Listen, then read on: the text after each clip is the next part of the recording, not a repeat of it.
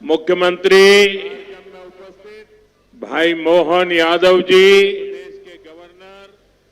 जगत गुरु पूज्य राम भद्राचार्य जी, मुख्यमंत्री बागेश्वर धाम के पीठाधीश्वर श्री धीरेन्द्र शास्त्री जी, दीदी मां साध्वी ऋतंबरा जी, स्वामी चिदानंद सरस्वती जी, महंत श्री बालक योगेश्वर दास जी, इसी क्षेत्र के सांसद विष्णुदेव शर्मा जी, अन्य महानुभाव और प्यारे भाई और बहनों, बहुत ही कम दिनों में मुझे दूसरी बार वीरों की इस धरती बुंदेलखंड आने का सौभाग्य मिला है। और इस बार तो बालाजी का बुलावा आया है।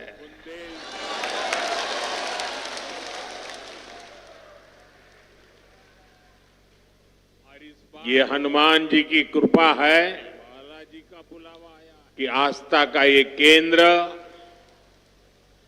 अब आरोग्य का केंद्र भी बनने जा रहा है। अभी मैंने यहां Shri Bageshwar Dham medical science and research institute का भूमि पूजन किया है। ये संस्थान 10 एकड़ में बनेगा। पहले चरण में ही इसमें 100 बेड्स की सुविधा तैयार होगी। मैं इस पुनीत कार्य के लिए श्री धीरेन्द्र शास्त्री जी का अभिनंदन करता हूं और बुंदेलखंड के लोगों को बहुत बहुत बधाई देता हूं। साथियों, आजकल हम देखते हैं कि नेताओं का एक वर्ग ऐसा है जो धर्म का मखौल उड़ाता है, उपहास उड़ाता है, लोगों को तोड़ने में जुटा है। और बहुत बार विदेशी ताकतें भी इन लोगों का साथ देकर देश और धर्म को कमजोर करने की कोशिश करती दिखती है। हिंदू आस्था से नफरत करने वाले ये लोग सदियों से किसी न किसी भेष में रहते रहे हैं। गुलामी की मानसिकता से घिरे हुए लोग हमारे मत, मान्यताओं और मंदिरों पर, हमारे संत, संस्कृति और सिद्धांतों पर हमला करते रहते हैं। ये लोग हमारे पर्व, परंपराओं और प्रथाओं को गाली देते हैं। जो धर्म, जो संस्कृति स्वभाव से ही प्रगतिशील है, उस पर ये कीचड़ उछालने की हिम्मत दिखाते हैं। हमारे समाज को बांटना, उसकी एकता को तोड़ना ही इनका एजेंडा है। इस माहौल में मेरे छोटे भाई धीरेन्द्र शास्त्री जी काफी समय से देश में एकता के मंत्र को लेकर लोगों को जागरूक करते रह रहे हैं। अब उन्होंने समाज और मानवता के हित में एक और संकल्प लिया है। इस कैंसर संस्थान के निर्माण की ठानी है। यानी अब यहां बागेश्वर धाम में भजन, भोजन और निरोगी जीवन तीनों का आशीर्वाद मिलेगा। साथियों, हमारे मंदिर, हमारे मठ, हमारे धाम ये एक और पूजन और साधना के केंद्र रहे हैं, तो दूसरी ओर विज्ञान और सामाजिक चिंतन के भी, सामाजिक चेतना के भी केंद्र रहे हैं। हमारे ऋषियों ने ही हमें आयुर्वेद का विज्ञान दिया। हमारे ऋषियों ने ही हमें योग का वो विज्ञान दिया जिसका परचम आज पूरी दुनिया में लहरा रहा है।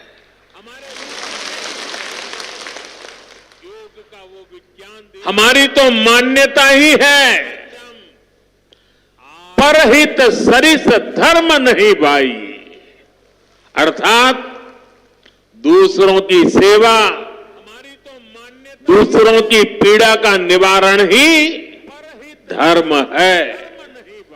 इसलिए नर में नारायण, जीव में शिव, इस भाव से जीव मात्र की सेवा, यही हमारी परंपरा रही है। आजकल हम देख रहे हैं महाकुंभ की हर तरफ चर्चा हो रही है।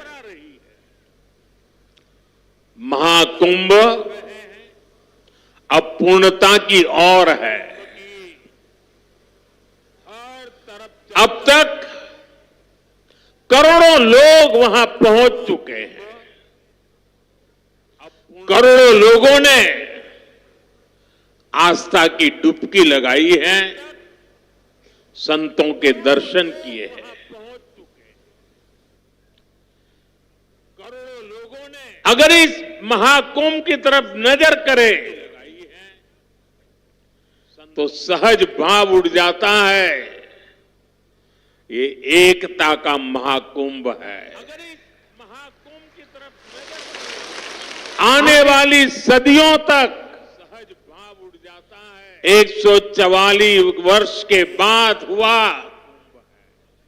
ये महाकुंभ एकता के महाकुंभ के रूप से प्रेरणा देता रहेगा और देश की एकता को मजबूती देने का अमृत परोसता रहेगा।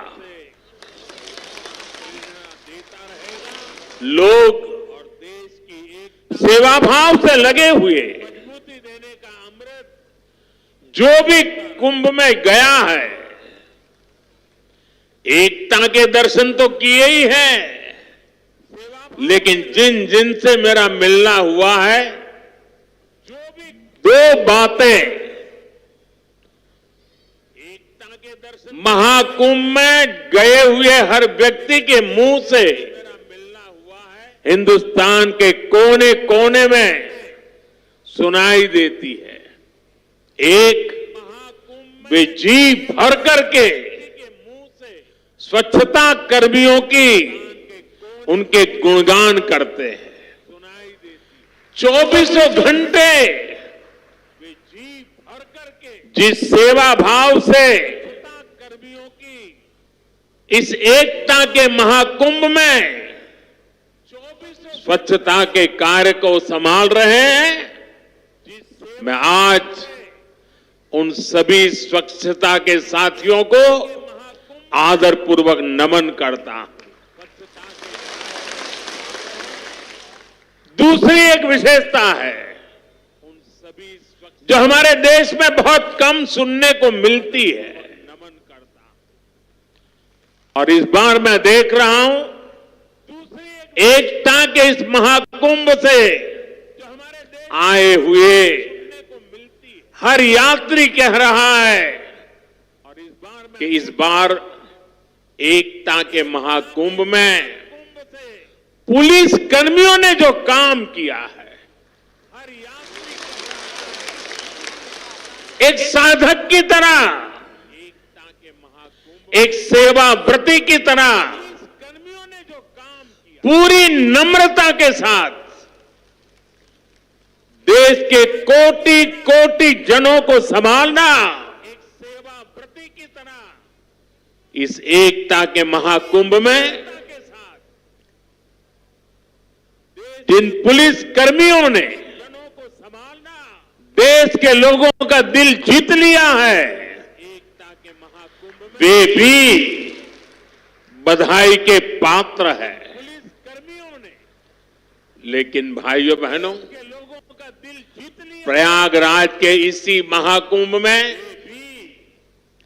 इसी सेवा भावना के साथ अनेक विध समाज सेवा के प्रकल्प चल रहे हैं, जिसकी तरफ मीडिया का तो ध्यान जाना बड़ा मुश्किल है, लेकिन ज्यादा चर्चा भी नहीं हुई है।